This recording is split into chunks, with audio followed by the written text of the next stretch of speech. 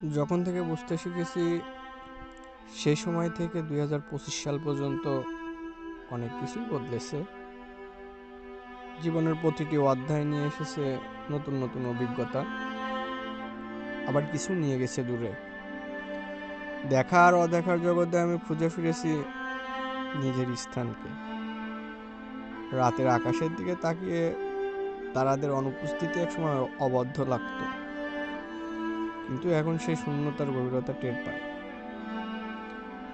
আমার চারপাশের মানুষ, প্রিয়জন, ভাই, বন্ধু, শুভাকাঙ্ক্ষী, তাদের প্রতিটি কাজ, প্রতিটি আচরণ আমাকে আরো স্পষ্ট করে বুঝিয়ে দেয় সময়ের সাথে সাথে কেমন করে তারা আমাকে ব্যবহার করেছে।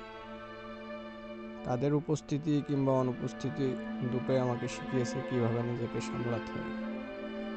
নিস্তব্ধতার মাঝে যখন দেয়ালে পিঠ থেকে যায়, তখন এই উপলব্ধি আরো তীব্র হয়। মনে হয় সময়ের স্রোতে আমাকে কোথাও থামতে দেবে না।